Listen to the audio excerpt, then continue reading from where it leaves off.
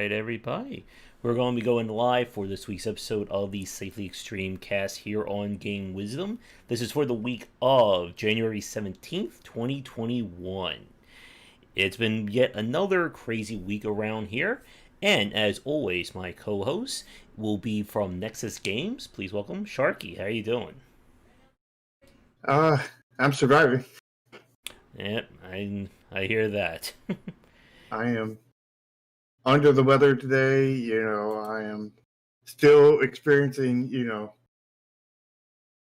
bad stuff, but less bad stuff, kind of thing. I'm also kind of in this period where I'm kind of like, my creative juices are like wrung out kind of thing. I'm having issues with that.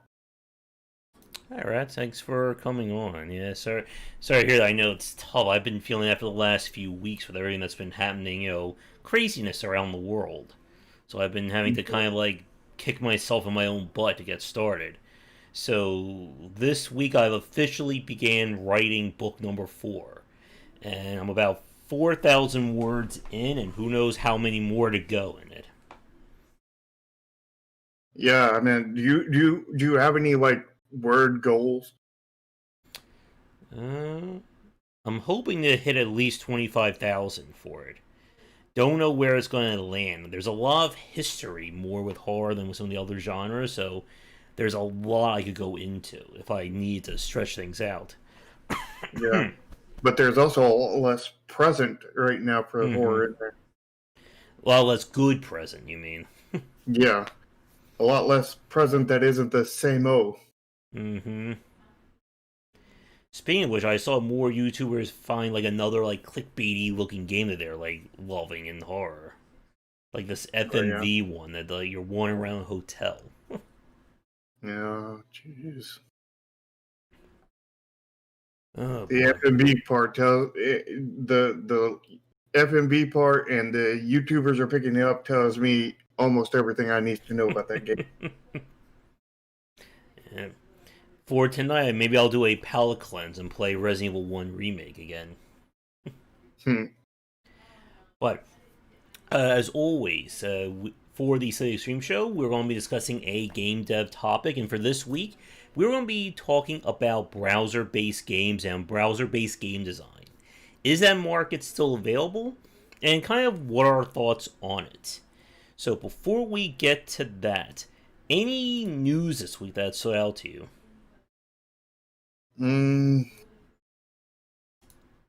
Besides the chaos going in our world? Yeah, besides that one. No, not really. I haven't seen anything. Let's see. Oh, I got hair in my mouth. That's always good. Helps when you're trying to talk, too, and you're losing your voice and you got hair in your mouth. Just double whammy. That's a masochism way of losing your voice. That's a triple whammy. Mm-hmm. There was a little bit of a controversy surrounding Hitman 3, and the fact that Epic Game people who had to buy it would have to re-buy Hitman 1 and 2 to get those levels ported over. And it's looking like Epic may just give everyone Hitman 1 and 2 for free if they buy Hitman 3, just to, help them out. I mean, including those who didn't own Hitman 1 and 2? Well, I think you have to assign, they have like an IO Interactive account that you have to use for verification. So, I mean, again, like, I think Epic is doing, like, above and beyond because they know just how heavily scrutinized they are. They don't want to give anyone any more ammo than they already have. It was their fault to give that ammo in the first place, though. Battle.net is getting a improvement according to Gamma Sutra, so I assume it means a lot of people have phones. I thought Battle.net was dead. I thought they canceled it for Blizzard.net. I don't know. Let's see. I think that's their actual platform, right? Battle.net 2.0. Let's see. Improve keyboard use, screen reader. It's going to have better color contrast. Hope it works better on mobile devices. Hmm. If it It's doesn't, probably not mobile. It's probably not mobile compatible. probably. Oh, and CD Projekt announced a kind of what was like a non-apology. It sounded like they Oh were yeah. throwing a QA under the bus for it. Oh yeah. Yeah. They were. They issued that non-apology. He said, he wanted to take responsibility and everything, Mm-hmm. but hey, we had issues and we released the game despite them. It's like that's not. I don't know if that's really taking credit for it. I Mm-hmm. mean, and they left out some really juicy bits that they should have apologized for, kind of thing. And like, I mean, like it was. And oh my god, I scrolled down to the comment section and oh my god, Mm-hmm. man, those top comments, those consumers, oh god, they're brainwashed. They're like, Mm-hmm. I feel sorry for CD Projekt Red. Mm-hmm. You know, I was here already, they are making an epic game, and mm, everybody's criticizing them for it. I was already starting to feel a headache before. I think it's going to snow here, making it worse. And I linked a shark. Like somebody on Twitter was commenting about how they felt that they needed to defend AAA companies this week because they were being attacked too much. Yeah, Because the AAA developers are so what's the word? They're being so threatened, right? yeah, Blizzard is how many billions of dollars rich this year? I don't know, Mm, all of the billions. yeah. They're in Mm. the. You got phones, billions. Oh yes. And we were talking about on the Discord that what's our celebrity status right now? What's our rating? Negative 250 to 100. Oh, yeah, our rating of how well known we are, and I'm negative 200. Well known. I'm what like negative 100, 150 right now. I thought you were negative 50. Yeah, I'm getting And there. Maybe in 3,000 more subs, I'll hit zero. yeah, and the sad thing is about me being negative 200 is negative 201 is like the bare minimum. Mm-hmm. Yeah, gotta get good at those YouTuber reactions. Yeah, like this. Yeah, you should do a few like shark pictures with like in YouTuber reaction form.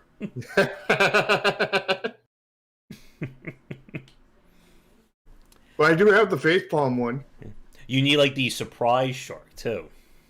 Yeah, And it's a very quiet last few days. I think everyone is still in a post New Year mode or uncommon craziness mode. It's hard to tell these days. yeah. But we're I gonna just hopefully have our roundtable this Tuesday with I think we got Tomo Ramin, maybe one other person. It's kind of hard to tell. I know unfortunately Jack has the late night classes this semester, so he won't be able to attend. so we'll be missing Jack for the next several Yeah. podcasts. And hope that also puts a delay on our We Hate Fortnite cast too. Yeah, gotta have that one. Oh yes. But let's get to our main topic because I think this one will be somewhat on the shortened side. But we'll You again, just cursed it. yeah, of course, it'll be 5 hours now. So let us talk about browser-based games because this is a topic that it's kind of an interesting one. Like I remember, wow, 20 years ago normal time, 600 years ago game dev time, when I was back in college, and we were on there playing, everything from what was it? I was playing Kingdom of Loathing. This was, I think, right before that Ebony game broke out. I was going to include some Ebony screenshots in the thumbnail for this video, but I'm pretty sure some of those models will get this demodded very easily. Although that could be the new strategy going forward. All videos must have sexy models on them. Yeah, I mean, I probably should honestly do that because it's not like YouTube is going to demod me because they've already demodded me. You can't Until demod I a hit demod. 100, until I hit 1,000 subs, I can just put whatever thumbnail I want. There you go. Yeah, maybe I'll just start putting a lot of very lewd stuff for every thumbnail. There you go. But with kind of the browser game, like this really blew up in the early thousands. And when I was working at Comcast back in like 2009, 2010, there were days when I was like going to eat something, like everybody was on the computers playing some kind of browser based game. Whether it was like a Farmville clone, like a zombie one, stuff like that. Yeah, I played Kingdom of Loathing. I played another one. This was like for like a few weeks. Other than that, I really didn't spend too much time on them, is actually going to be, I think, a big point of our topic for today. But for you, Shark, did you play any persistent browser-based games? Um,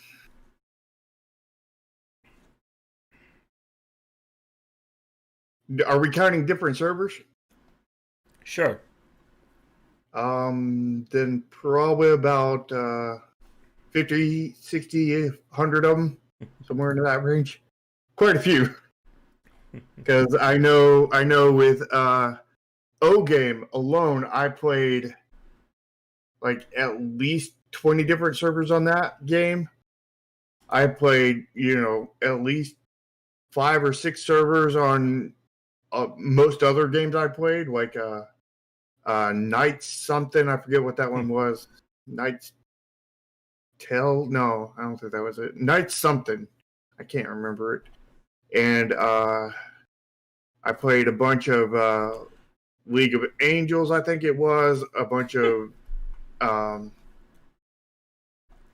another one that was almost exactly like League of Angels, but it was before League of Angels. There was a whole bunch of them. I played, several servers of all of them, and I was known to be in the top 10 of all of them, pretty much, as a free player. I do remember, what was it called? I know you guys will know this. The one that was like, kind of like an RPG with like 100 or 100-man servers, really popular. You fight like bosses and level up. I think it was on Congregate. It was ported to Steam. It's like the really famous one. I can't remember the name of it. I played lots of games over on Congregate. The Realm of the Mad God. That one. Yeah, didn't play that one. I did play stuff like there are a lot of like idle-based games I play in the browser, which probably wouldn't count for this category. But stuff like there's like a paperclip one, there's an evolution one. There's one that I actually liked. It was kind of like a Factorio meets idle game, which surprisingly was better than a lot of the like retail attempts at copying Factorio. It was actually closer to that. It was like a more evolved version of Shapes.io that I showed you. Yeah. I don't know, Rats, if it does count or not. Because I know, like, I think, like, as a really good starting point for this topic, what we're defining as, I guess, a persistent-based browser game would be something where there's a major social aspect to it, so you play a text-based, yeah, like, anything that is a kind of a game that is meant to be replayed with a social aspect to it. So, like, idle games probably wouldn't count in this regard. Stuff like, obviously, like, a big example would be Cookie Clicker. Because Cookie Clicker is very much a self-contained thing. Oh yeah, I played the Fairy Tale game too. Didn't play I that don't one. think I played that one for all that long though. Yeah. And this is, I think, another like very interesting point about this discussion is that browser-based games kind of achieved their peak. Would you say what, like early thousands and maybe like the end of the decade? I would say probably in the 2000s Mm-hmm. and early thousands. I mean, there was, we're still, like cutting our ears off and mailing it to people back then, the early thousands. Yeah. Yeah, I played, like I just said, Ethical, I played a lot of Cookie Clicker. I think that was like the first one. Mafia and the pet games, I know a lot of people play like those Mafia, Crime War style games. Didn't really play those. I mean, that was kind of like when we were like at like peak Facebook kind of games. Again, Farmville being a huge one at that time. Oh And yeah, I played several of them on Facebook, but like never got into any of them because they were all just horrible. Like mm-hmm, the I think the most one I got into was one on dragons kind of thing, mm-hmm, and it was entertaining for like I don't know a week, and then after that it was like this is just grind now. There mm-hmm. wasn't any fun. It didn't have any like social connectivity that like a lot of the other browser games have. Yeah, and yeah, and to Rat's Tail point about like his game, that's always the challenge of any of these titles. And I think it's kind of the, I guess, the sin that the mobile industry and free to play games have taken over. That idea that if you want to keep people entertained like this, you have to keep that content going. There needs to be a reason to keep playing them. It's something I've spoken with Ramin about a lot, with the idea of player generated content, and why the whole social aspect is such an important point about these games. Because if you don't have that reason to keep playing, they're not going to stick around. Here's a question for you, Josh. Would you Mm-hmm. consider my current game a persistent browser game? Since it is going to be a browser, it is going to be available on the browser. It Mm. does have the social systems, and it is very persistent in being a CCG.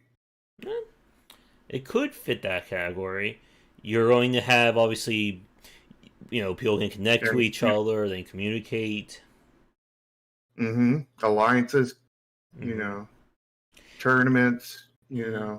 And again, like the whole mobile free to play like system really felt like the evolution from the browser based games. hmm because I mean, part of my inspiration for my game has come from browser games, Mm-hmm. and part from the mini game of from Final Fantasy X, the Triple Triad, and part from Magic the Gathering, and parts from a lot of different places. Mm-hmm. Oh yeah, Neopets, Club Penguin was like a massive one. Um, the developer of one of them actually got in touch with me. I think it was WizKids, Wizard School. It was one of like those big ones. Like you saw commercials for it all the time Mm-hmm. in the early thousands, You mean the early 2000s? early 2000. Yeah, Tribal War. Eh. And again, like yeah, Wizard 101. Thank you. And we saw a lot of these games really try to occupy that in between space between a full on retail game and kind of the handheld wars that were going on in the 90s and early 2000s. Mm-hmm. So Yeah. here's my question to Rat's Tail because he's the one who suggested this topic, and I guess to anyone else who's playing them right now as well. What is it like playing a persistent browser based game today? Is there still a decent market for them? And what would you say about that as well, Shar? Um, I would say there's definitely still a decent market for it. It's a very different market kind of thing, but is still decent because like what I've seen a lot of browser-based games do is actually make not only do a browser-based, but do a free install on Steam, free to play on Steam, as well as do a free to play on mobile because less people are actually playing games by the browser, but it's still those same exact games kind of thing, but their own browser. Like that mobile game, that Bleach mobile game I was playing, that I went down the rabbit hole on was basically the same thing. But surprisingly, there wasn't actually even a browser version of it, which was weird, even though it was exactly like your normal browser game. Yeah, I think that's one of the things that I've been keeping an eye on, like a lot of like the mobile YouTuber community, and a lot of them play their mobile games emulated using BlueStacks as a popular one, Mm-hmm. and it is kind of weird that we don't see that cross play. Again, like probably like the notable example is something like Genshin Impact that was released on consoles and PC as well as mobile all at the same time. And I just wonder, do you think it's because of a market penetration issue, a technology one, or if like the developer just doesn't trust their game will succeed off that platform? I don't actually know, but if I were to guess, I would say it's, the fact is the more ports you do, the more work you have to do, kind of thing. Which is one thing I'm personally worried about because we're having full, cross play, full cross compatibility, saves, everything. And, but most of our game is run on our server, and the client side is mostly animations, graphics, sounds, that kind of thing. So since we built it specifically for this kind of thing, so that saves us load from having to patch 3 different, 8 different, however many different clients kind of thing. Because if we have to patch the PC client and then the browser client, and then we have to patch the Android client, the Apple client, and then we have to go patch the regular VR client, the standalone VR client, and the Android VR client. That's a lot of patches for one freaking patch. Oh yes. And the fact that the game itself will be running on the server kind of thing will save us a lot of that issue because most of the things that will be on the client side will just be art, animations, and sound, and more than likely that's not going to need a patch. And if it does, it probably will only need a specific patch on one specific platform.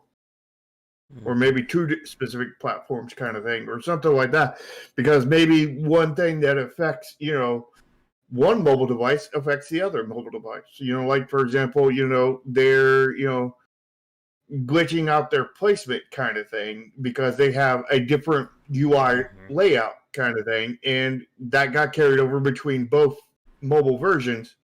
So, that could be a thing, But, like, we're trying to, address, limit those problems before we even get to those problems kind of thing. And, fact is that I figure most developers making these games are not thinking that far ahead and just thinking that they don't even want to even remotely face those issues. And maybe they don't even have the ability to face those issues kind of thing because they may be solo developers or whatever that are just, because let's face it, a lot of, browser games are, copy and paste from other browser games with different themes thrown on top of it.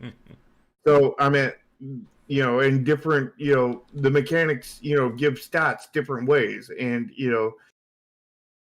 they may just be copy and pasting that code kind of thing and then editing the code and then putting a new aesthetic to it. And they're just going with that single platform because that's all they can handle kind of thing. And, the fact is that may be the only platform they need. But, I really want to do the crossplay. I really want to be able to, download it on your PC, play it on your PC, and then you're on the go and everything, and you want to play the game. You're like, oh wait, Neon Continuum has a mobile game too. Let's play that. Oh wait, I can log into my same account and use my, I don't have to start all over. Let's do it, kind of thing. I get to keep all my progress, keep all the cards I bought, keep all the cosmetics I bought, et cetera, et cetera. Of course, it does have it. It's built to have a consumer-friendly model, and also by doing the crossplay, bolsters our total player base kind of thing, because when you deal with most games kind of thing, their player base is only on one platform kind of thing, where with this interconnected player base, then each player base can feed into each other kind of thing. Like the issue with VR is there's not a whole lot of people playing VR, but like if VR players can play against people on PC or people on mobile kind of thing, they'll be able to find people to play against, kind of thing. And but yeah, I think that in general, the companies either don't want to fool with it or don't have the capability of fooling with it, of doing multiple platforms or just cross-platform in general. Whereas I did see the Imperial Conflict message. Was there another one you posted? Yeah, and like you said, the market was heavily saturated. I mean, how many people ripped off of Evely or Ebony? Was that what it was called? Yeah, Ebony, I think. And then they ripped off of, I think that was like kind of like based off like the Clash of Clans model. And how many of those very misleading ads did we see? And we still see them. Yeah, and to Evicle's comment, like, that's what we see a lot from mobile games, with them all trying to copy the same kind of design. And oh my goodness, so many of those branded based games. Like, how many Marvel copycat games have they made so far? Yeah. I just saw one they released that looks like a League of Legends clone. League of Marvels? And that's, I think, one of the issues. I mean, going back to what Ratsail said earlier about less than 1,000 players overall, like, I think that is unfortunately part of the issue that we see. Like, the advantage of this is that they are relatively low cost to maintain compared to some of the bigger budget games that we've seen. But the problem is that if the market is, let's say, about 1,000 people, you need to make a game that is good enough to draw them, has enough content or forward, post-release content to keep them coming, and you have to make sure it's priced or you're able to get an income off of 1,000 people. Yeah. Well, the thing is, what they do is they release these 1,000 people servers. People will come in there and spend a lot of money, right off the bat kind of thing, and keep on spending, because generally these games, you do better by spending at the beginning rather than at the end kind of thing. And they train people into that. And when everybody comes in there and the game is super active at first, and like everybody's spending money at first, and you're fighting your way up kind of thing. And then as you get into late game, everything just drops off because all the free to play players have have quit. All the paying players that did not do as well as I think they were aimed to be, aren't doing as well. And they quit kind of thing, and then you get this dried up thing to where only like 30 people are playing the game kind of thing. But they're starting one of these servers every, depending on who they are, they're starting them every 2 days, every week, something like that. So, at any time they have, one brand new server that just came out kind of thing. And, that's, and all the servers are just copy and paste of each other, so like, and the fact is that they only have like 1,000 people in each one, means that server load isn't high, and they just, as servers, get lower and lower, they just they take these dead servers and they just put them all onto one actual server kind of thing, so that they're not renting out, they're not paying $300 a month or whatever they're paying for a server for all these servers, because the dead ones, there's probably about 50, 100 of them all on one single server kind of thing, and they're saving costs by that. And of course, people, some of them will actually merge those servers into one big server, and then it'll die out too. Yeah. And then they'll merge those into bigger servers, and then they'll die out, kind of thing. And kind of thing. And but some refuse to merge servers. Yeah. And part of the challenge about these games is that the social aspect is so key to their survival. Because if you're just playing this by itself, there really isn't any real draw to it. Yes, maybe you'll make like a little bit of progress, but they are designed much like mobile games to get you into an alliance or a guild, and then let that kind of pick up the slack. And it can be entertaining at first, but then it's as you get far enough in, because you can't even join a guild at first, kind of thing. Oh, but yes. They do want you to get in the guilds, kind of thing, and they want you to get in there because of the player-made content from talking to other guild members and whatnot, and from setting up whatever kind of battles and whatnot, and all kinds of other stuff. And they really want you to get in there.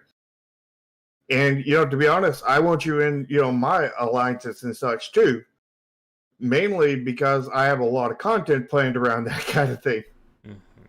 And with the alliance battles and whatnot. But like, there's still content that isn't around that, but like, there's still a lot of content that isn't around that about that. But like, I think that would make it better. I think it's a better thing. But people who are solo are still going to have a good time. And it's not like those games that are meant to start out with 1,000 people, pay to win it until it gets down to no people, kind of thing, and just start a new one. Mine's one single server that will hopefully grow and grow, or one single network of servers, kind of thing. And you're not making new accounts. The game is just growing as it goes with new sets, kind of thing. And I'm hoping to both scratch a lot of the itch of this as well as CCG, kind of thing. And as we're seeing these discussions in the chat, like, the role-playing angle, I think, is a very interesting one. I mean, role-playing is its own topic. I mean, that can certainly hit a lot of different genres, especially in the mobile, or I'm sorry, in the MMO field. But yeah, I think the problem for me, I want to get your thoughts on this as well as for the chat, because it seems like we have some fans of persistent browser-based games. The problem for me as a core gamer always falls back onto that ever-annoying concept of time. If I have to choose between what games to play, do I play a persistent browser-based game? Do I load up one of the many games in my backlog? Do I even just turn on my phone and play a free-to-play game on there? And I think the challenge and why kind of the player base has shrunk so much is that it's just very hard, I think, to attract people to that market with just the sheer volume of games being released today. Well, the thing is the thing with those games is they succeed by getting you hooked and having you keep on playing and keep on surviving, keep on joining new servers, continue to play the old servers, et cetera, et cetera. So like, and I don't think more and more games is really the issue, because like, when I look at my personal game history, and I think a lot of I think you're kind of a exception to this kind of thing. Mm-hmm. But I noticed that I personally go back to the same games over and over again, the ones that really hook me, and then I don't pay attention to the other ones. That's because when I have so much of a Mm-hmm. unplayed library in my library kind of thing, and I just spend so much time on those. Like I have several. I got I think over 2,000 hours in 7 Days to Die. I think I've got over 1,500 in Oxygen Not Included. I think I've got over 1,000 in Factorio. I think I've got over I got a lot in a lot of different games. But if you go down past like my top 20 playtime games kind of thing, you will see that pretty much none of them are even above like probably even above I don't know, probably about 50 hours kind of thing. And you'll probably see that that'll quickly take a nosedive even from there when you go down to like the 40s kind of thing. And you'll probably see that my games over there are probably less than 5 hours kind of thing, less than Mm-hmm. 3 hours maybe. I don't know. I'm not looking at my list right now, but you'll see that kind of pattern. So like I think that a game that hooks you kind of thing and keeps you playing for general consumers is more more what they're looking for rather than one that swapping to a new game every hour like you do every Every hour. every stream almost. You mean what? Every 30 minutes at this rate? No, it's every 5 minutes on the indie spotlight, but Mm-hmm. Sometimes it's -5 minutes if the game has no volume sliders. yeah. Yeah, and that's the same thing that we see from mobile and free to play games. That again, the point isn't to make a game that's going to be somebody's backup game. You want somebody who's going to play that game day in and day out, and you need those specific pools in order to get that to work. Because if you lose that person, they find another game they really like, they're not coming back to yours. Yeah, which isn't a problem if just flat up sold the game. But Yeah. if you're free to play or any kind of model along that line, subscription based, anything that is not just straight up, you pay to get a thing, except for in the case of episodic where it does matter, you know, unless you're just the traditional kind of thing, that matters kind of thing. But if you are the traditional kind, it doesn't matter because they, as long as you keep them from refunding, you're good, at least money wise. As long as you can get enough sales, anyway. Mm-hmm. You know, and you know, it's really when you're talking about a browser game, a free to play game, a idle game, a subscription model game, a episodic game, and everything. You've got to not only hook them, but you have to hook them many times because you have to keep on hooking them to keep them engaged. Mm-hmm. And you got to keep them engaged and keep them coming out, which in a lot of cases requires more content. Yep. And again, this is something that I spoke with Ramin about several times. That for mobile based games, it's about 15 to 17 days that you need to keep somebody playing it daily if you expect them to become hooked or become like converted as a long standing customer of that game. And that's a lot of time to be playing a free to play browser based game. Was, as you said, there's no paywall to kind of get you to, you spend money or you have to make sure you get your money's worth. With a free to play game, I think Jack said this as well. That, if he loses interest or if anything bothers him within a second, he's going to install that game. And there are a lot of people like that. Mm-hmm. And there's a topic, I think I want to maybe make a note about this for a future topic for the show about trying to keep communities open to new players or how to support a community of your game long term. Because part of the problem that we see with these games, and I think, let's see, was Rat's Tail the one who said this? Yeah, about you have to be there from the start to feel like you fit. Part of the problem that we see from a lot of these games is that for somebody new joining 6 months, a year, 2 years down the line, it's kind of like you're arriving at a party 2 hours late. Like you have no idea what's going on. You are completely away from everybody. And it's hard to get new people invested at that point. And this is, I think, especially true of mobile games, because a lot of them will have, early sign on bonuses or, new player rewards. And then when you join Mm-hmm. a game 2 years down the line, you lose all that. And as we've said before, people don't like being told that there's content you can't get anymore. Yep.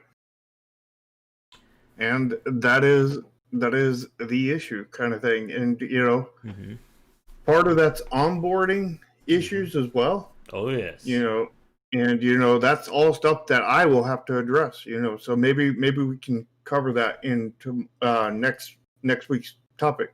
Yeah. And yeah, to Rat's point, either it's locked because it was given away free for an X period of time, or let's say it was a seasonal or, 6 month anniversary super event. Let's say they throw out an exclusive cosmetic or an exclusive character. And it I think is, the whole point behind the whole negative part behind that is the exclusive part. yeah. And like this was something I was seeing with a game like Dead by Daylight. That every time I think about maybe installing that game and giving it a try, I just imagine loading up into a game with people who've been playing this game for 4 years and hearing them yell at me because I'm not immediately god tier. It's also why I Mm-hmm. don't play League of Legends or Counter Strike anymore. Because if you remember, we did that multiplayer night with Thorn when we tried the League of Legends roguelike mode that was only out for 2 weeks, and we already had people yelling at us because we weren't, amazing S rank players in it. Mm-hmm. You have to get good before you start playing the game. Yep. That's what getting good means. I mean, it's okay, you can do rare stuff, but you have to be careful with what is the accessibility of that. Like, is it a case where you're going to give something out and nobody who will ever play the game ever again will be able to access it? Because that's going to annoy them. And we saw, like, That's Darkest. the same thing. That's basically a paywall, Yep. essentially. But Mm-hmm. it's maybe not even with pay.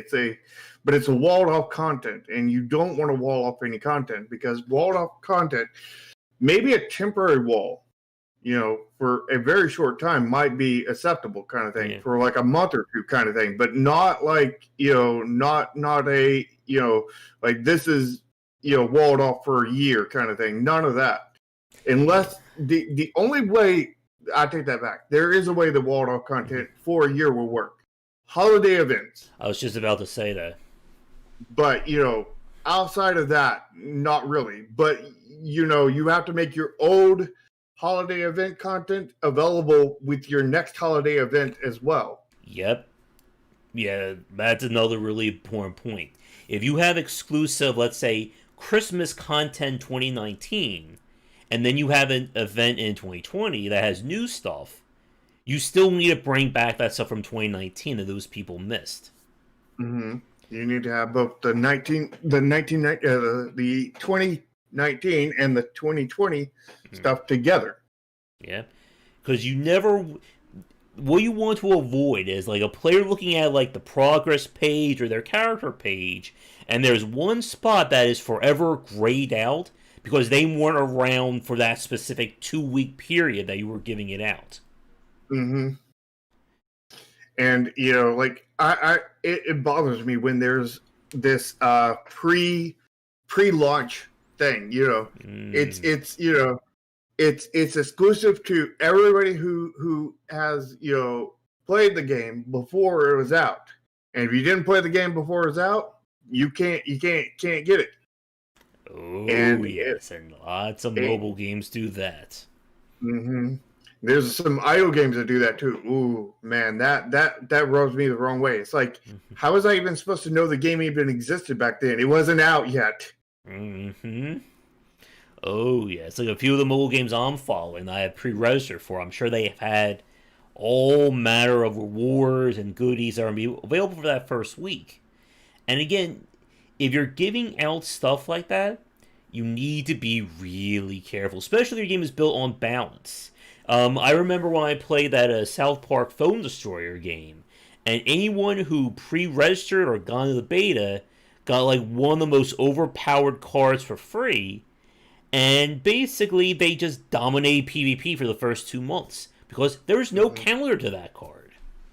Yeah, and I'm not saying that giving players something special for helping you out Mm-hmm. is not a good thing. And saying giving them something exclusive that nobody else can have that is forever locked away is bad. Like I know with my game, what I plan on doing is giving out, anybody who participates in the early stuff will get some bonus cards at the beginning, but they'll be the normal cards kind of thing. It'd be just like they paid some money. Basically, I'm paying them some money equivalently. Yeah. Here's a question for you and for the chat. If you remember Team Fortress, when they got to the point like this, like a 5 or 10 year anniversary, they gave away exclusive cosmetics for how long you were playing the game for. Do you think that was Mm, a smart or bad idea? well, probably smart for them. Bad idea for consumers, though, Mm-hmm.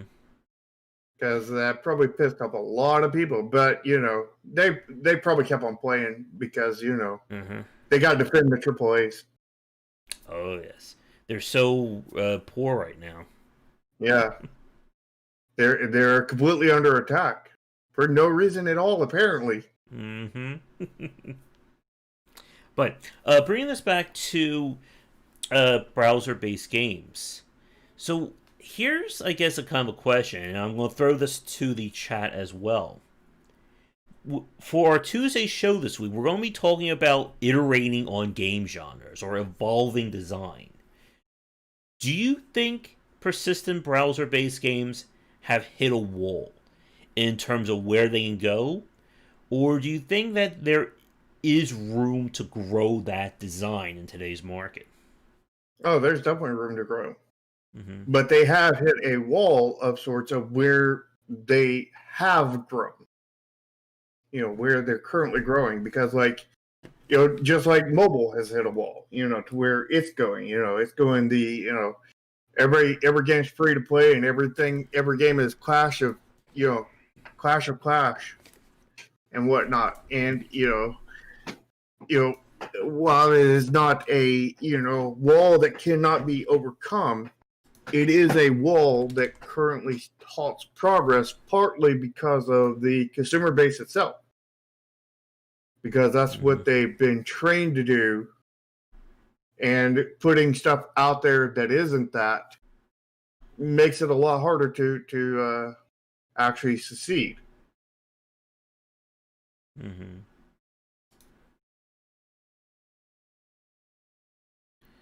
And it's a Yeah. clash of class. Yeah, and Flash is no longer being supported, so Flash is officially dead now. Mm-hmm. Yeah. People finally willed it into existence. People have said Flash is dead since I don't know, 2014 when I originally got was originally getting mentored by Latch over there, Blizzard Games, and or Blizzard Studios rather, and everybody's he was making the game in Flash, and everybody's like, Flash is dead, Flash is dead. It's like, no, Flash is a legitimate tool that works well for his needs.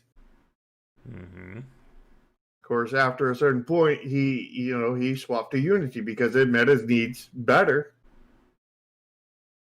But he would still make stuff in Flash, like his like his stream alerts and everything else. And they were really amazing, done in Flash. Mm-hmm. Yeah. And I think to Rat's point there won't be a renaissance. I think I would agree with that. Like, part of the reason why RPGs and roguelikes really blew up was that there was a growing market for that, and developers were able to experiment in that space. I guess with like the browser-based games, like we've seen a lot of them on the role-playing or RPG side, but I know there are first-person shooters. Like, aren't there like a first and third-person shooters you can play in your browser? Yeah, but I don't think those would count. Mm. Yeah, because they want to be more on the persistent side.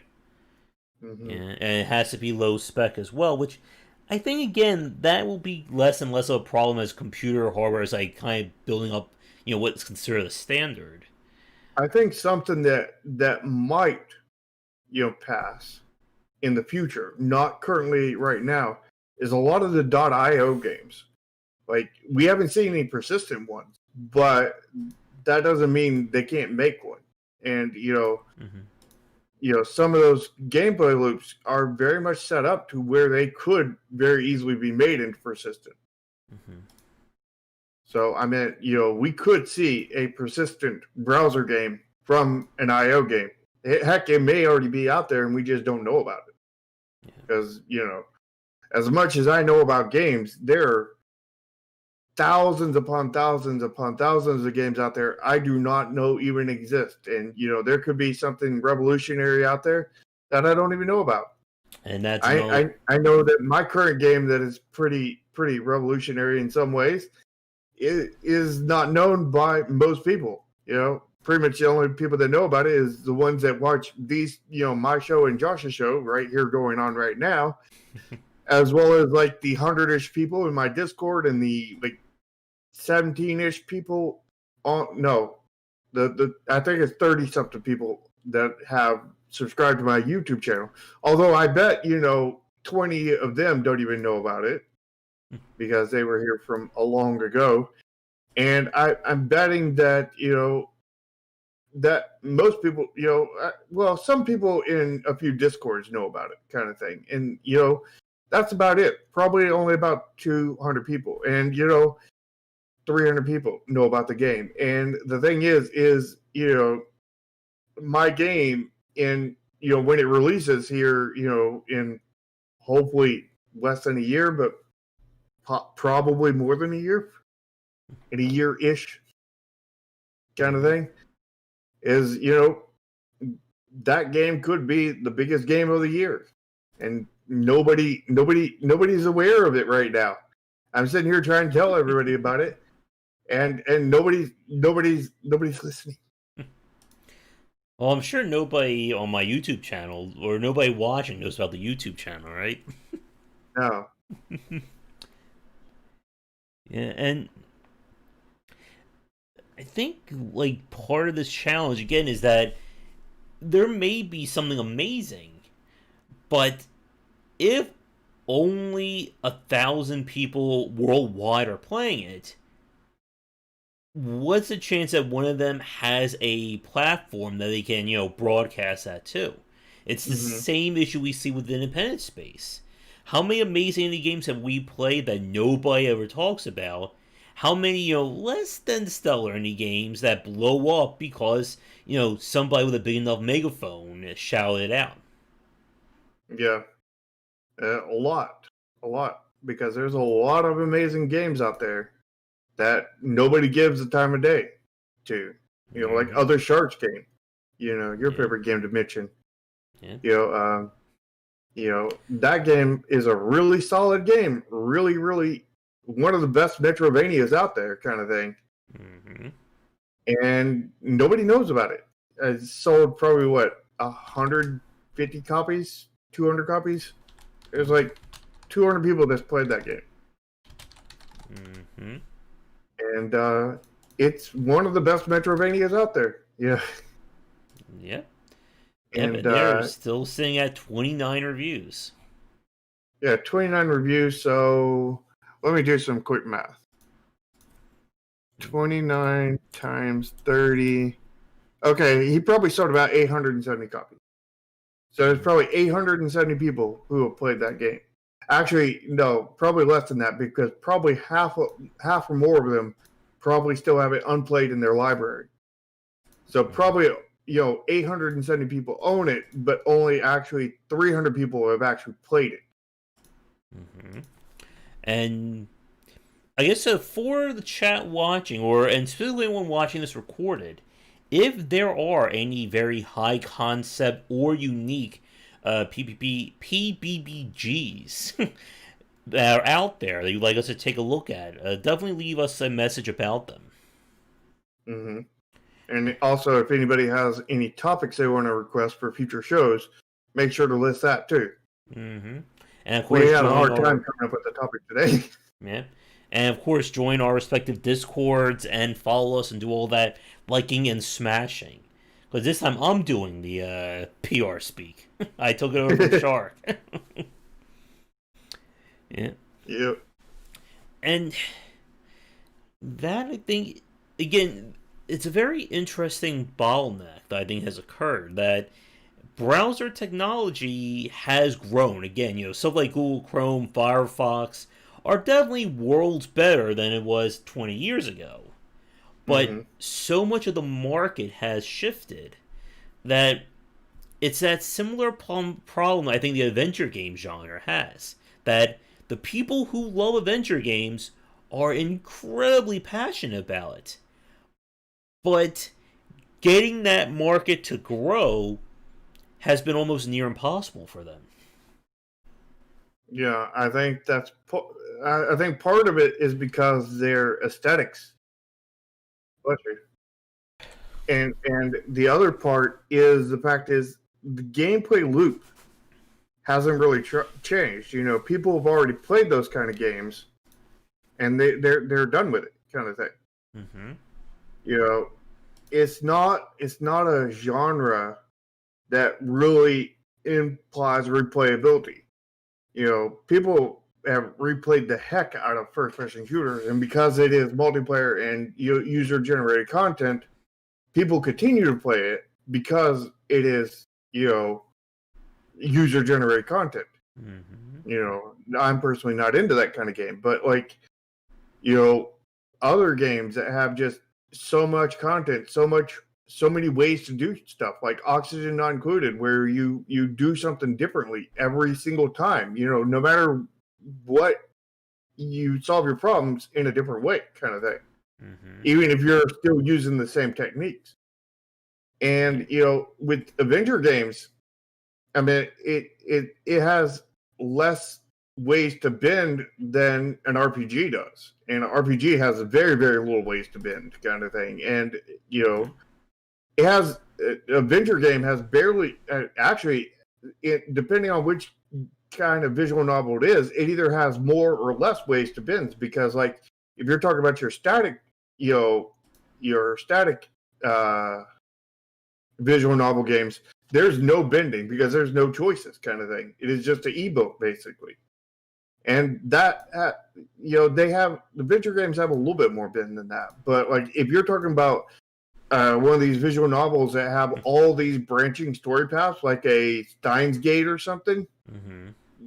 adventure game has nothing on that kind of thing. No, and that lack of ability right there, flexibility, lacks the ability to grow, kind of thing. You have to become more flexible, and I don't know what you would how you could make an adventure game more flexible, but you would have to have somebody who's willing to innovate in it. And the fact is if you innovate in it, you may chase away that passionate crowd that you're so depending on to do it, kind of thing. So like, and adventure games pretty much is a dead genre, and by that point, because there's the only way to grow it is to basically kill it. Is that safely extreme? Yeah. Yep, and that's the parallel with browser-based games. That if you're going to make something amazing, then you have to look outside of what the 1,000 people or the 1,000 global community wants to play. But then if you do that, what's your guarantee that you're going to get a bigger market for it? Or you just lose those 1,000 people to begin with. Yeah. I think that's less of an issue with browser games because the fact is browser games as a total is rather disposable kind of thing. Mm-hmm. And they aren't, I don't think they're all looking to play the exact same thing over again like the adventure game people are. They're looking to play the exact same kind of thing every time, where browser-based consumers kind of thing are looking for something fun, easy, fun that they can get into on their browser and has that social aspect to it, and and is fun kind of thing. I don't think they're attached to the gameplay loop because again, the gameplay loop is really, really basic with a lot of systems on top. They like having a lot of systems. At least I would assume they do. So, that, if you don't have a decent number of systems or decent number of stuff that they can customize kind of thing to suit their needs, yeah, they might not be too thrilled about it. Yeah. But, I think they're pretty flexible as of gameplay wise. Mm-hmm.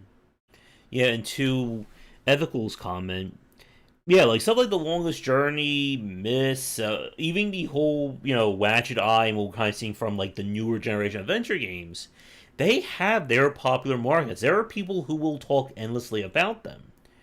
But in the same breath, I don't think that market is really expanding outside of it.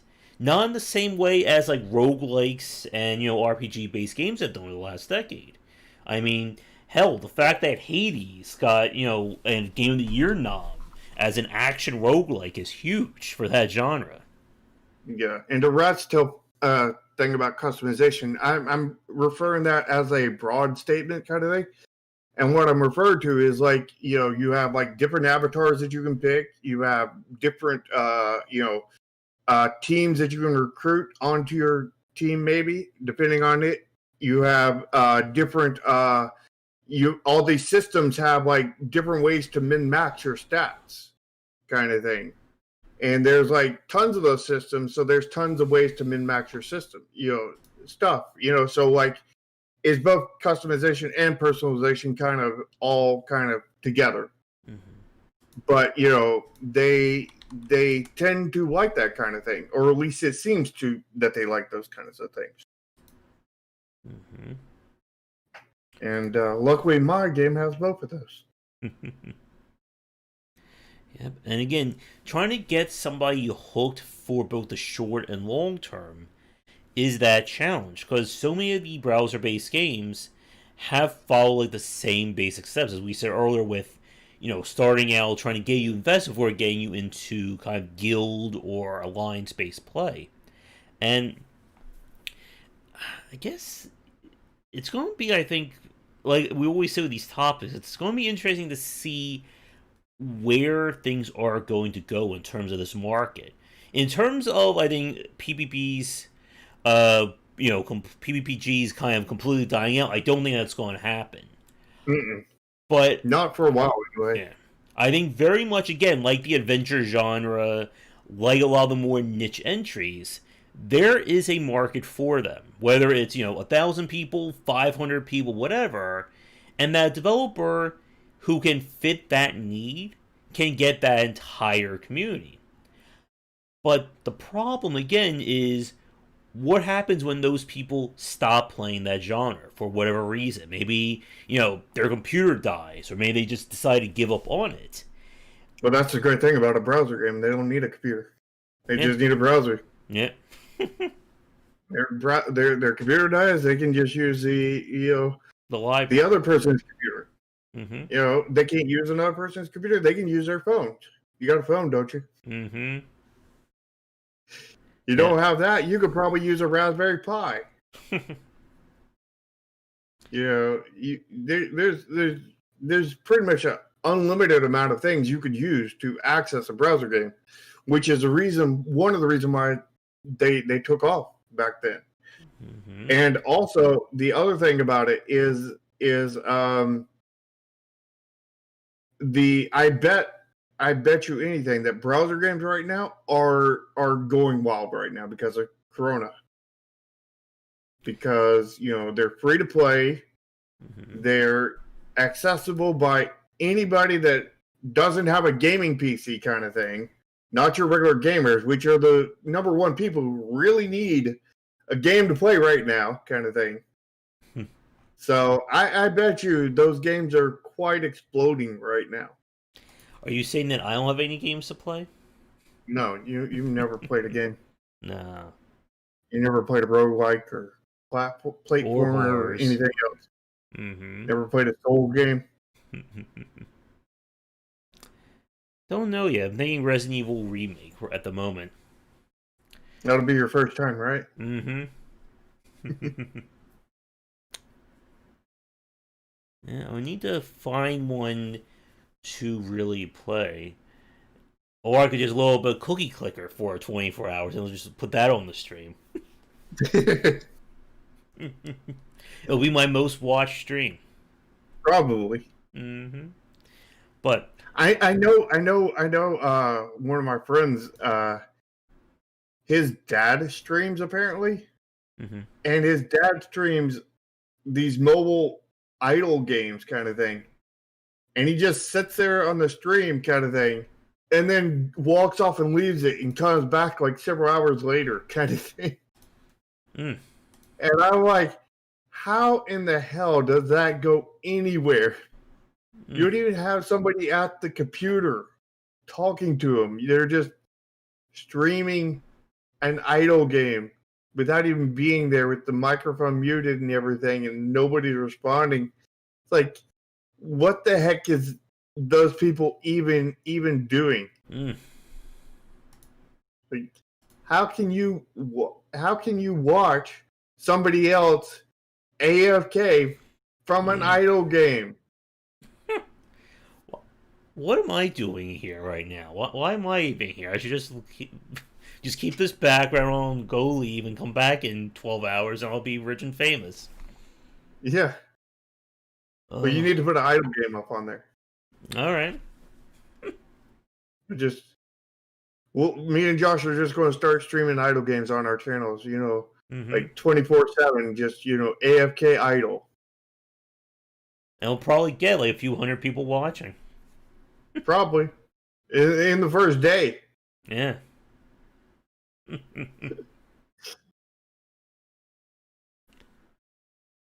That'll be a jump scare mojo. Random sneeze.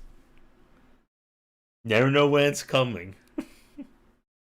I think we just invented something there. Jump sneezes. Yeah. The idle jump scare sneeze. But I think I am about out of topics or things to discuss for this one. Anything from your side, Shark?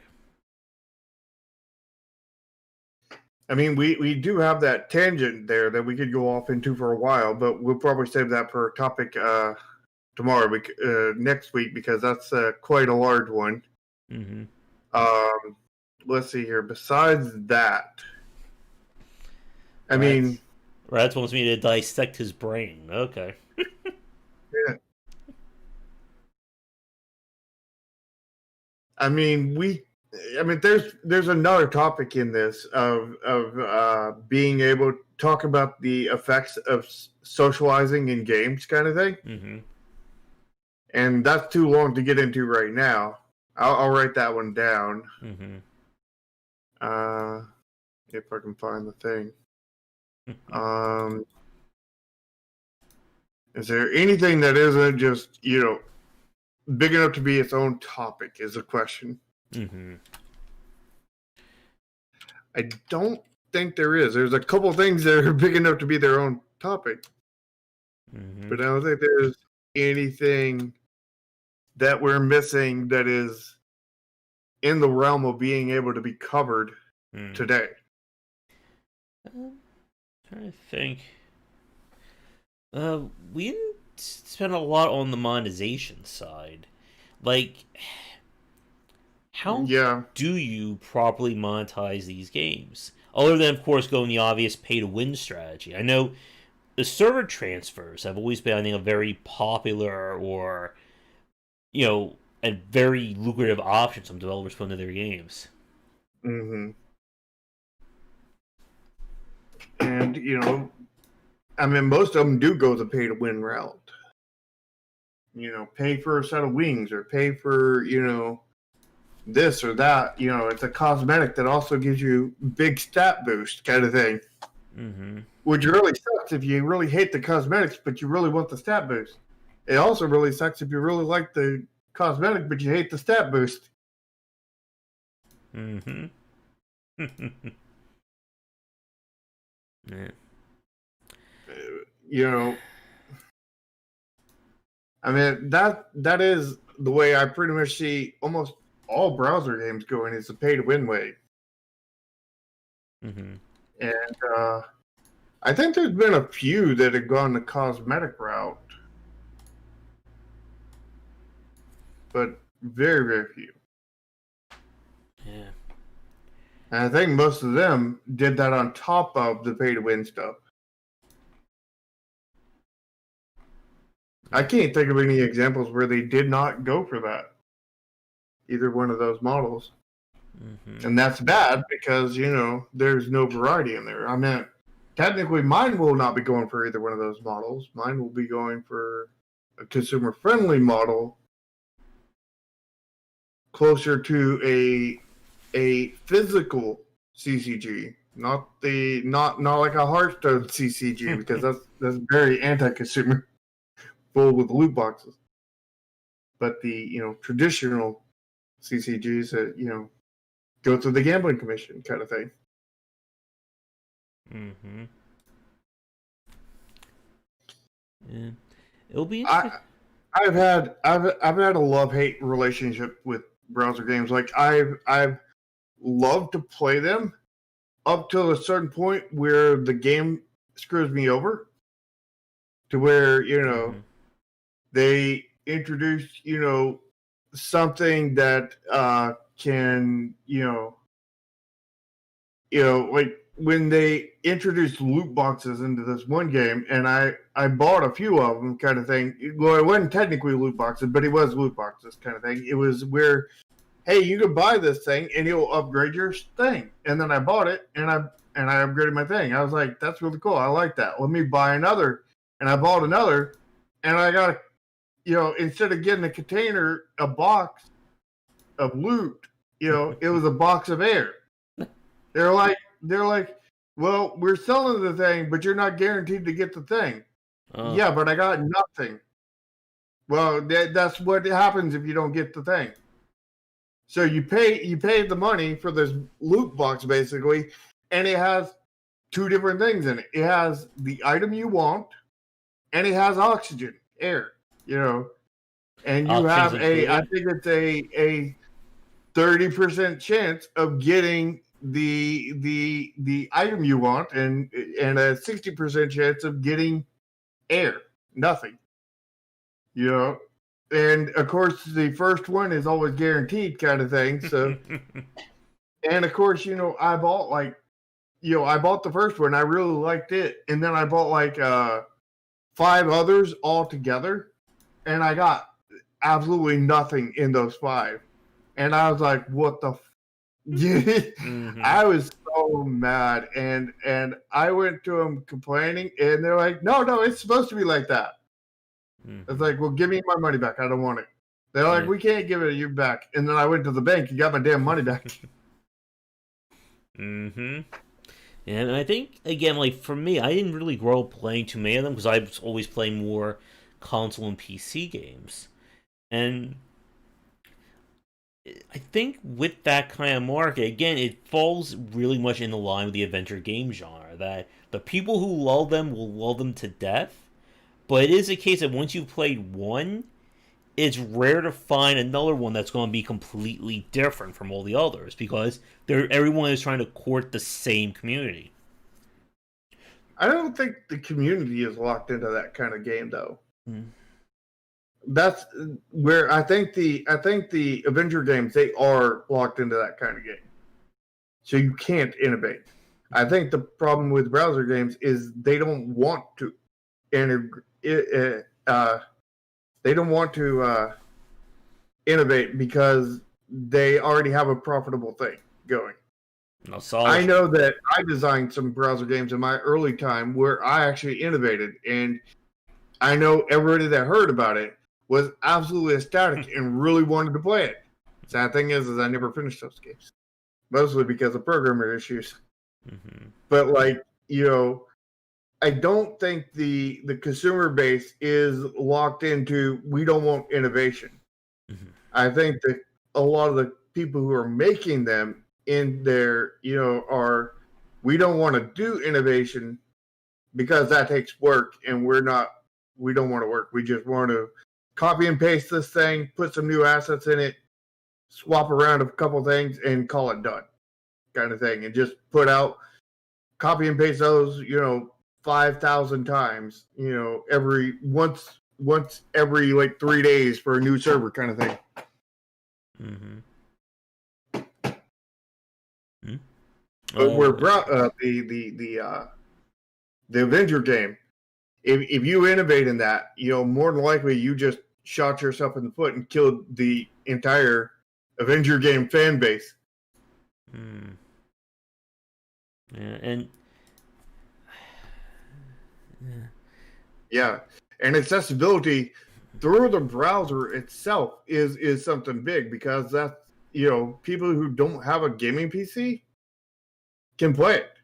You can play a browser on a gaming PC. You can play it on a low spec PC that can barely run a browser, because it can run a browser, and therefore it can play the browser games.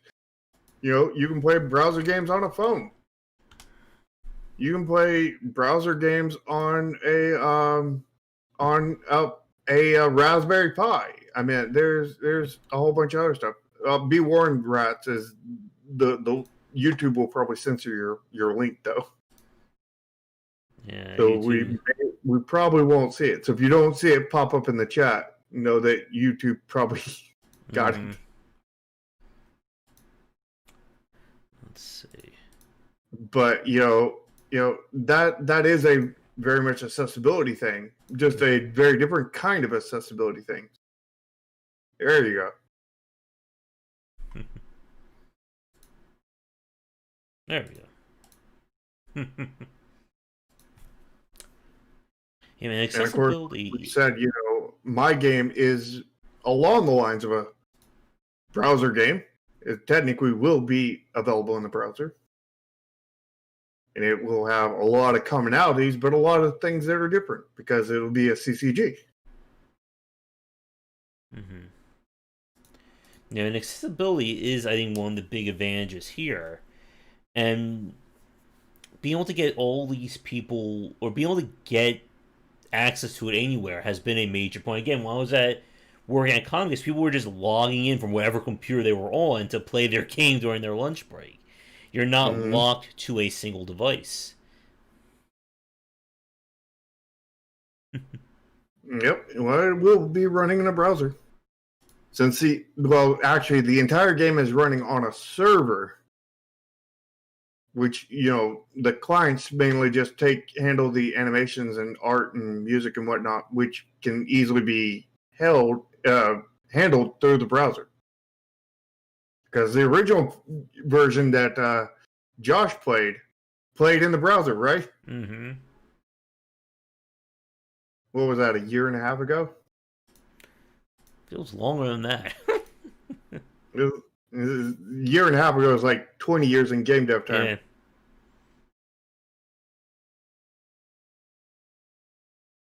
Why do you think there's a lack of innovation in the browser game design?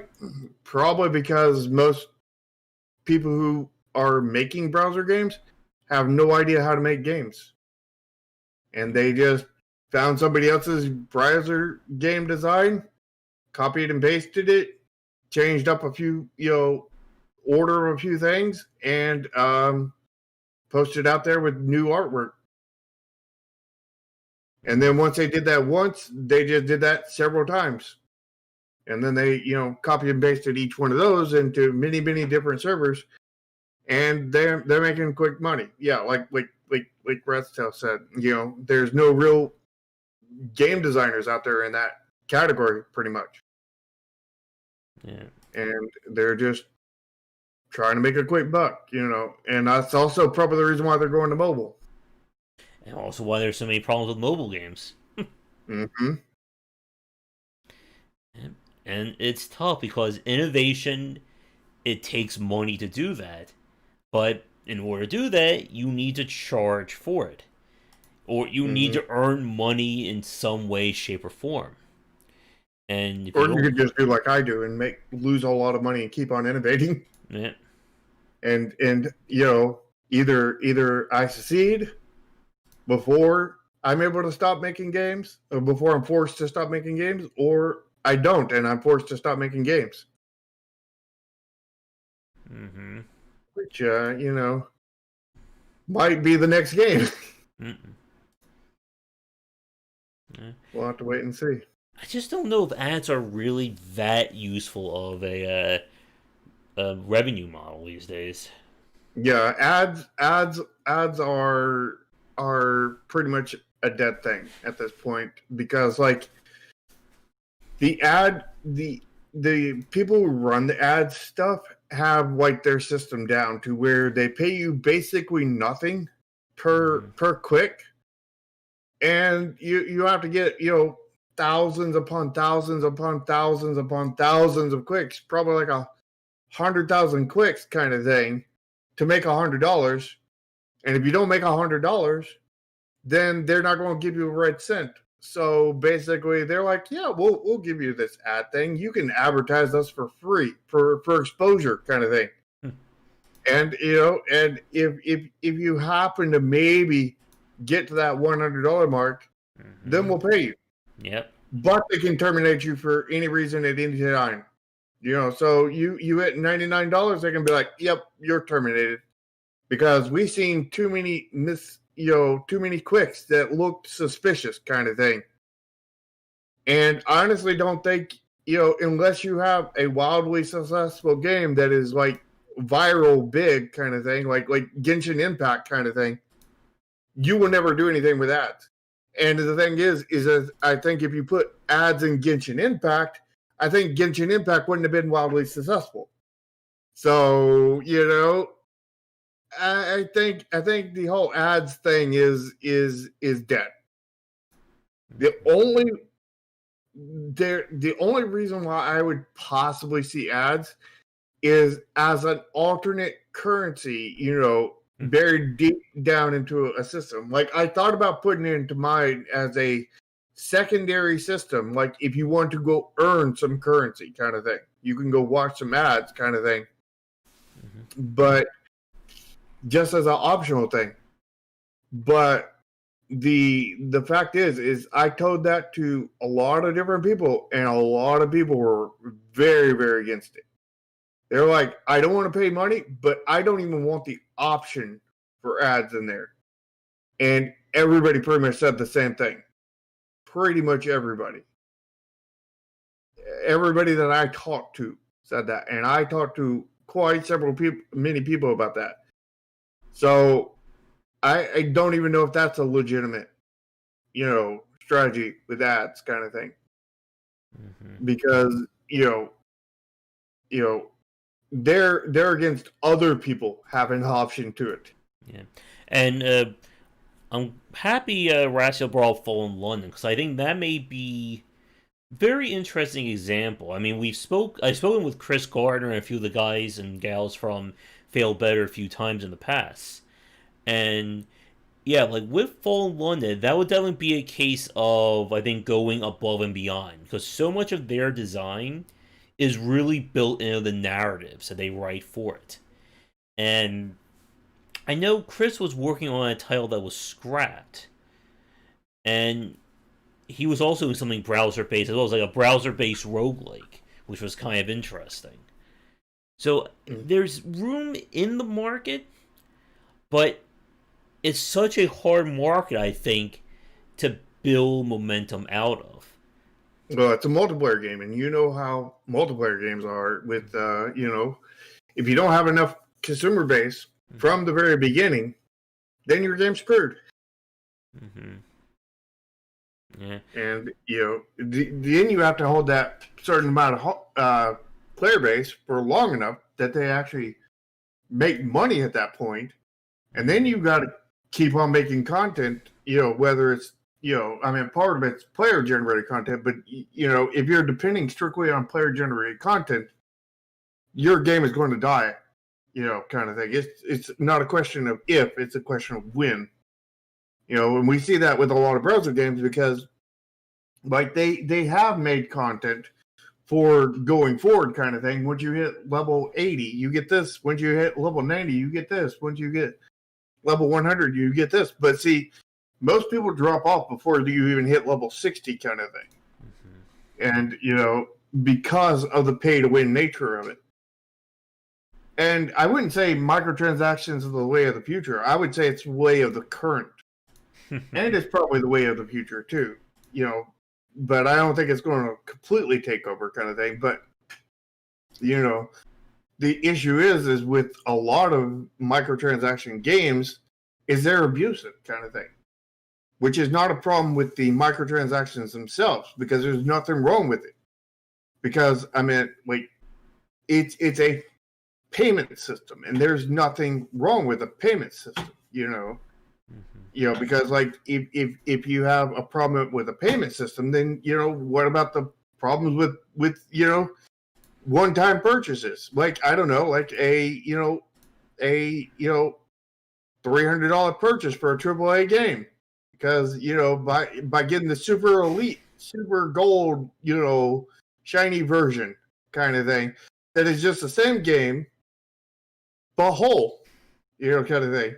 They didn't, take out the pieces of your $60 game. They gave you actually the whole thing by paying $300 for it. And it's not the payment systems that are the problem. It's the abuse. Because you can abuse any kind of payment system. Oh Whether it's yes. microtransactions, and payment systems, subscription systems. You can abuse them and you can do them right.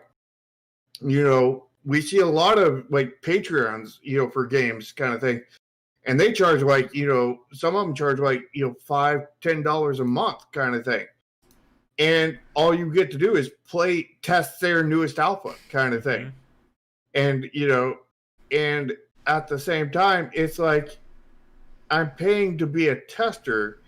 And by paying this for a year, you're paying $120 to be a tester for probably a game that gets very little development as it is, kind of thing. And it's not a good model. It's a very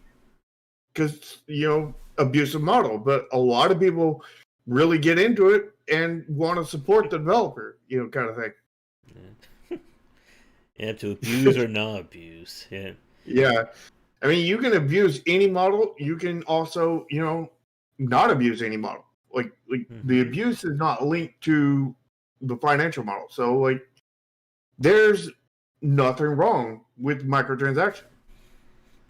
But there is something wrong with the abuse. And the reason why microtransactions have such a bad name is because 99.9% of people who use that model have abused it, kind of thing. Where, maybe 30% of the ones that have used the straight off pay model have abused it, kind of thing. And maybe, 60 or 70% of the people who've used subscription models have abused that. But like, most people have abused microtransactions. Yeah.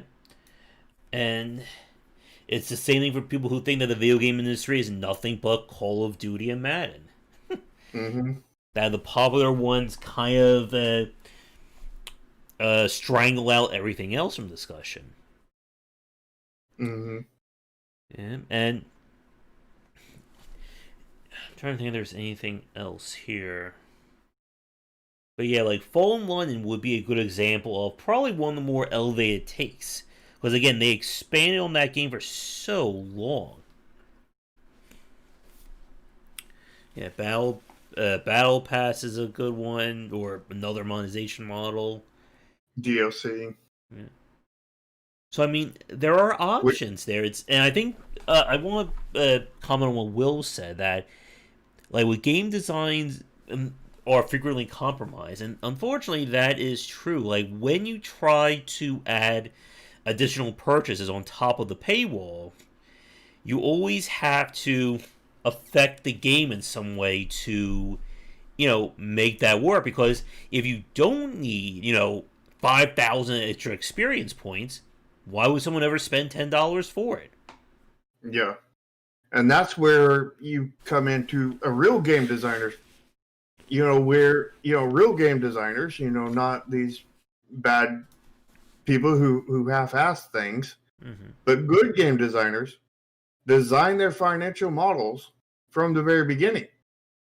Because, I mean, not when I say the very beginning, I don't mean like, like minute one. I mean, like, by the time they have a good concept and everything, something playable and that people are enjoying, kind of thing. Mm-hmm. When you have that point, you're thinking right after you got that point, what would be the best financial model for this?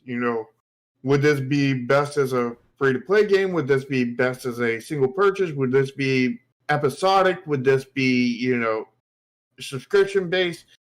Whatever. And you build that into it so that everything feels organic, everything feels natural, nothing is tacked on, Mm-hmm. nothing is bad.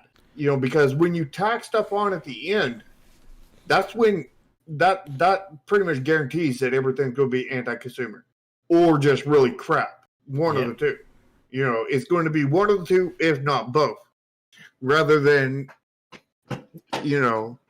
something that can be really good. Because like when you build this into your system, it's not like when you're building the monetization model from the start, it's not that you're saying I'm going to ring everybody for every bit of cent they have by building it in from the beginning.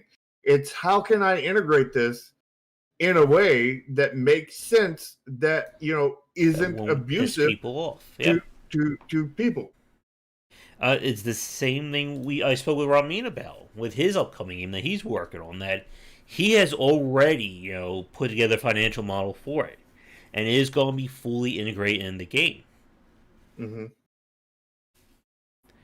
But And see, when I had the original demo that you played, Josh, that's when actually before I even showed that to you, probably 2 or 3 months before that, I started working on the model for it, and I knew that being a card game, a CCG kind of thing, if you make that single player, nobody's going to like it when we already have the multiplayer in there anyway. mm-hmm. And so it needs to be multiplayer. And if you charge up front for a multiplayer game, that limits how many players you can get, and will significantly kill your game. Mm-hmm. So at that point, I knew that it pretty much had to be free to play. And then then I remembered, oh God, I hate all the free to play models out there. Like they're all so bad and abusive and everything, and I do not want that. And I don't want to go to work and everything after the games come out and have to work on the game and just be drowned in a whole bunch of toxic crap because my game has that model that is inspiring toxic crap. Mm-hmm. So what I did was from the ground up, just start making a completely new model, and and it's still how exactly am I planning it? Okay. So there are no paywalls. None. Anything that you can get in the game, you can get it for free. Now, can you get everything for free? Absolutely not, because there will not be enough of the free currency to go around. But think of a normal pay to win game kind of thing, where how it's got the free currency that they give you plenty of, and you probably have more of that than you could ever use, kind of thing. And then how they have the premium currency, the diamonds or whatever, that they charge a lot for and whatnot. So what we did was I killed that premium currency, and I kind of merged the two to where the premium currency is the free currency. So the free currency has real value. It is worth something. It is valuable and wanted, and and you can buy more of that free currency. That's the main way we make our money. But you can also buy packs directly with just cash, skipping, ever transitioning into a currency at all. Just go straight from your currency to an item in your bot kind of thing. We also, have like subscriptions where, you able to, like if you want to support the game, but you have problems managing your money kind of thing, and you don't want to get into that kind of thing, and you want to just click it and forget it, you can click a subscription model for X amount of dollars, whatever package you want, and it'll give you X amount of things every month, and it'll be better than what you can buy singly. And then you also earn the free currency as you go kind of thing. And no, full cards are in every pack, every single pack. There is a full card in every pack. Now then, there's actually two different foils. There's the normal foil and the holographic foil. All right. What if they were the only packs? What if they were only on packs? I don't get what that is. Yeah. Because I think, as you said, it's going to be in a pack no matter what. Yeah, whenever you get cards, it's besides like your you can't just buy them straight, right? When you get cards in the game, besides through like a quest or something, they're going to be in packs. So you'll save up some free currency and you'll buy a pack of cards. No, you can't craft any cards. There will be no artificial card creation kind of thing. No milling. Now, what you can do is you can buy a card that somebody is selling in a marketplace. And what the marketplace does is it monitors supply and demand kind of thing. And basically it monitors how many people are selling a card and how many people are wanting to buy said card for, whatever set price kind of thing, because you can set your price limits and set auto buys and all this other stuff in there if one comes available. And basically, if nobody's selling the card, then you can't buy it. And, in that, what happens is the AI will go in there and monitor that, and it'll be like, okay, nobody's selling this. A lot of people are wanting to buy it. Okay, the price goes up so that now there's more given to the person to sell it, which means they'll be more willing to sell it, and more people will sell it, and less people will be willing to buy it, and you'll just keep on, the AI will just keep on doing that, adjusting it until supply and demand meet. And you when you sell a card, you sell it for about either 50 or 40% of its value, and they buy it for 100%. No, but you have to be to create a financial model. Yeah, you gotta understand this stuff.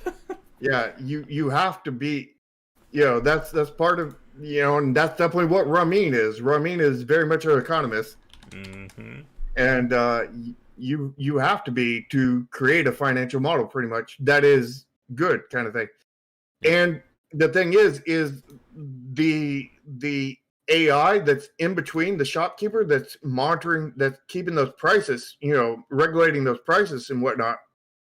The main reason for that is so that you don't have player to player trading, because that's when people will do bot farms, get all their get a bunch of cards on that, and then just give them away to your other one, and they'll just have one account with all the cards, because they'll have bot farms go out there and spam everything and do all that stuff, and you'll have all kinds of other trouble kind of thing.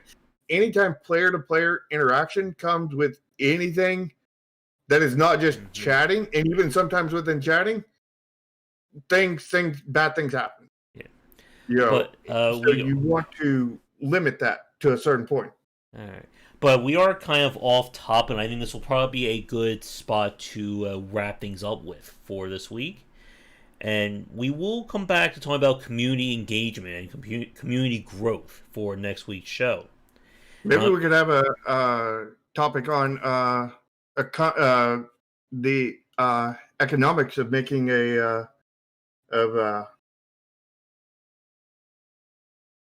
monetization system. There we go. Mm-hmm.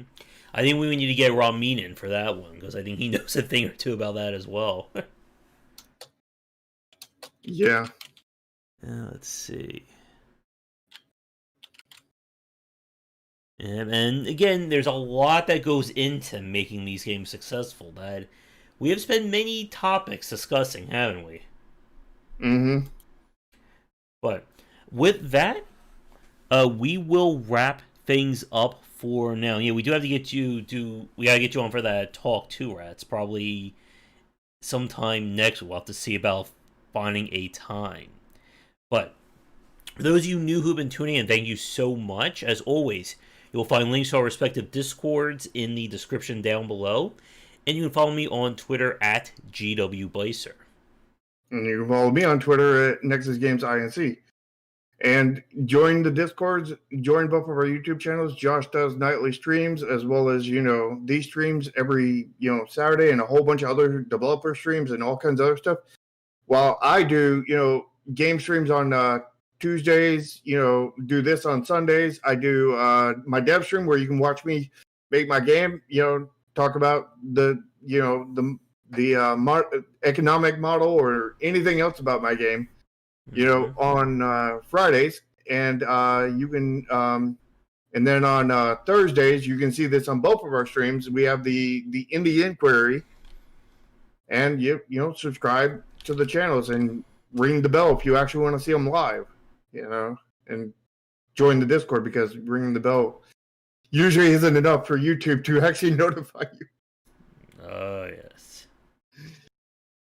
All right.